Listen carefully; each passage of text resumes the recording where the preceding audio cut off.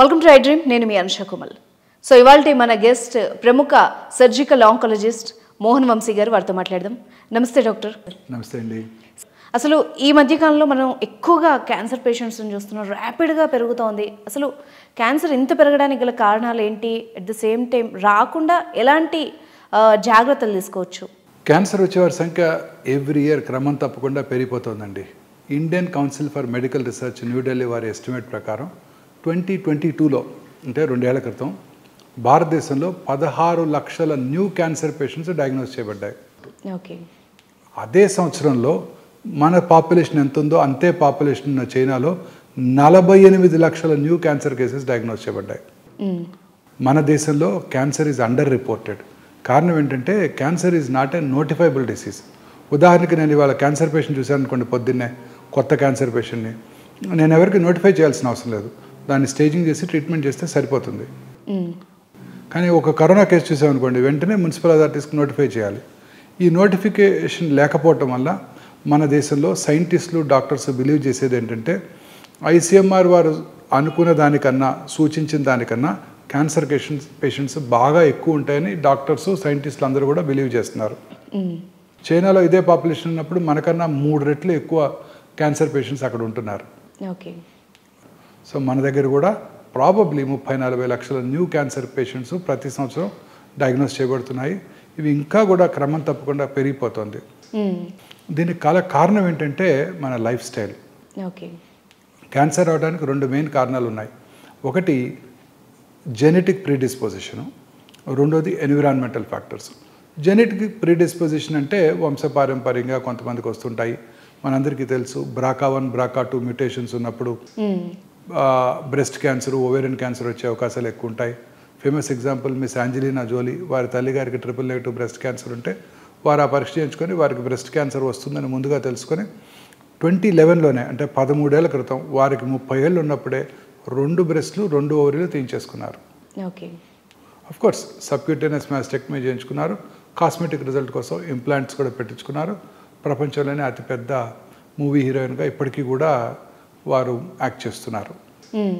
So ఇలా genetic predisposition, అట్లాగే colon cancer, medullary carcinoma, thyroid, వీటిలో కూడా కొంచెం జెనెటిక్ ప్రీడిస్పోజిషన్ ఉండొచ్చు. FAP జీను, రెడ్ జీన్ అంటారు. వాళ్ళకి ప్రొఫైలాక్టిక్గా ముందుగానే థైరాయిడెక్టమీ, కోలెక్టమీ చేసినట్టయితే క్యాన్సర్ రాకుండా చేసుకోవచ్చు. ఇక ముఖ్యమైన కారణం ఏంటంటే ఎన్విరాన్మెంటల్ ఫ్యాక్టర్స్. ఎన్విరాన్మెంటల్ ఫ్యాక్టర్స్ అంటే మోస్ట్ ఇంపార్టెంట్ మన life style, pollution. Environmental pollution మనందరికీ తెలుసు.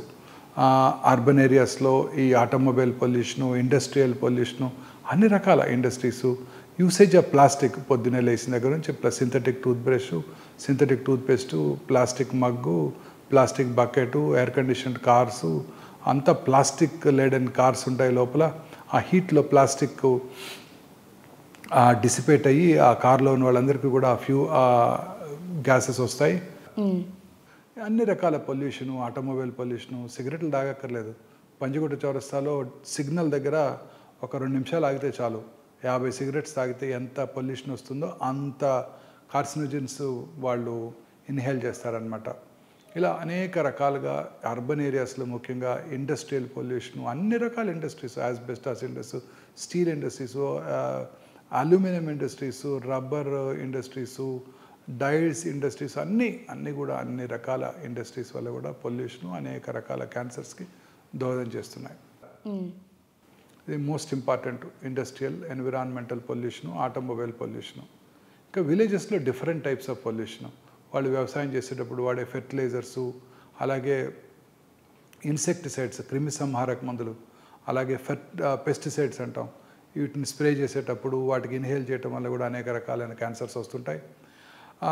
ఇంకా ఇతరత్ర కారణాలు కనుక మనం పరిశీలించినట్టయితే diet plays a major role. మనం తీసుకునే ఆహారం ఇది చాలా ఇంపార్టెంట్. ఈ ఆహారం తీసుకునేటప్పుడు ఇంతకుముందులాగా ఫ్రెష్ గ్రీన్స్, వెజిటబుల్స్ కాకుండా ఇప్పుడంతా ప్రాసెస్డ్ ఫుడ్స్, వాటిలో అనేక రకాలైన సాచురేటెడ్ ఫ్యాటీ యాసిడ్స్ ఉంటాయి. వాటి వలన ఒబేసిటీ ఉన్న వాళ్ళలో అనేక రకాల క్యాన్సర్స్, రెడ్ మీట్ తీసుకునే వాళ్ళలో అనేక రకాల క్యాన్సర్స్, ఫైబర్ తక్కువగా తీసుకుంటూ ప్రాసెస్డ్ ఫుడ్స్ ఎక్కువగా తీసుకునే వాళ్ళలో కోలన్ క్యాన్సర్ వచ్చే అవకాశాలు ఎక్కువగా ఉంటాయి. ఒబేసిటీలో అన్ని రకాల క్యాన్సర్స్ కూడా దోహదం చేస్తున్నాయి.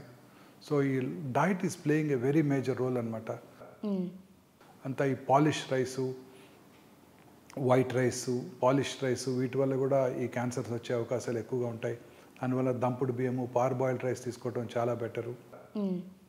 సో ఇంకా మిగతా కారణాలు మనం అనలైజ్ చేసినట్టయితే లైఫ్ స్టైల్లో జనరల్గా మామూలుగా ఇంతకుముందు అంటే పూర్వకాలంలో అంటే ఒక 20-30 ఏళ్ల క్రితం అందరూ కూడా చక్కగా సాయంకాలం 6ంటికో 7ంటికో ఇంటికి చేరేవాళ్ళు. 8ంటికల లోపల డిన్నర్ చేసి ఆ రాత్రిపూట పడుకోవడం జరిగేది. పడుకున్నప్పుడు చక్కగా హ్యాపీగా 8 గంటలు పడుకొని పొద్దున్న 5ంటికో 6ంటికో నిద్రలేసినట్టయితే రాత్రి 1 o'clock 2 o'clock వాళ్ళలో ఒక ఇంపార్టెంట్ హార్మోన్ ఉత్పత్తి అవుతుంది. దాన్ని మెలటోనిన్ అంటారు.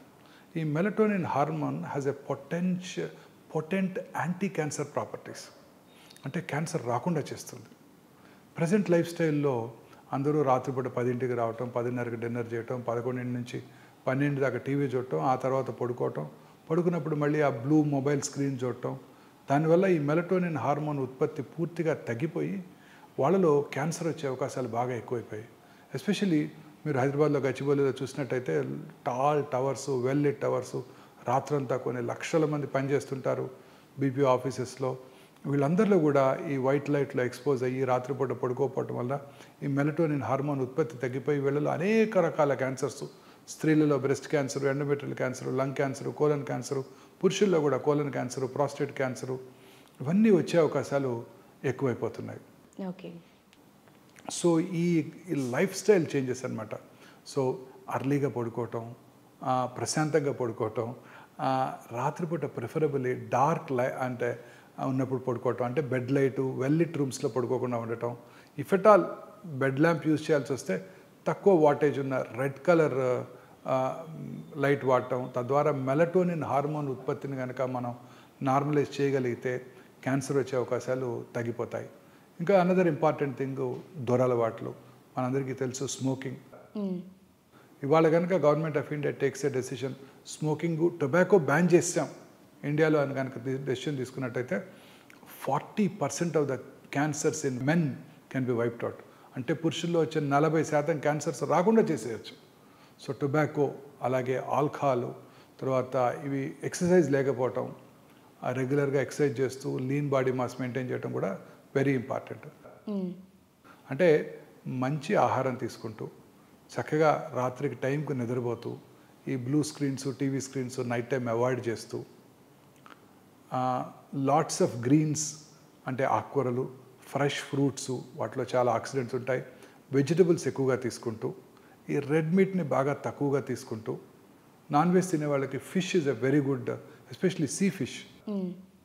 సీ ఫిష్ తీసుకునే వాళ్ళలో లాంగివిటీ చాలా ఎక్కువ ఉంటుంది. సీ ఫిష్ ఎక్కువగా తీసుకుంటూ, అంటే నాన్ వెజిటేరియన్స్ అది తినాల్సిన అవసరమే లేదు, vegetarians they can avoid comfortably. Fatty diet తక్కువగా తీసుకుంటూ, ఈ ప్రాసెస్డ్ ఫుడ్స్, మీట్స్ అవి తక్కువగా తీసుకుంటూ, పాలీ అన్సాచురేటెడ్ ఫ్యాటీ యాసిడ్స్ అంటారు, పూఫా, ఆల్మండ్స్లోను, వాల్నట్స్లోను, సన్ఫ్లవర్ సీడ్స్లోను, సీ ఫిష్లోను ఇవి ఎక్కువగా ఉంటాయి, అవి ఎక్కువగా తీసుకుంటూ, దురలవాట్లకు దూరంగా ఉంటూ, స్మోకింగ్, ఆల్కహాల్, ఆ తర్వాత రెగ్యులర్గా ఎక్సర్సైజ్ చేస్తూ లీన్ బాడీ మాస్ మెయింటైన్ చేసినట్టయితే ఖచ్చితంగా క్యాన్సర్ నుంచి దూరంగా ఉండడానికి అవకాశం ఉంటుంది. Thank you very much sir, చాలా వాల్యుబుల్ ఇన్ఫర్మేషన్ ఇచ్చారు. Thank you. Thank you ma'am.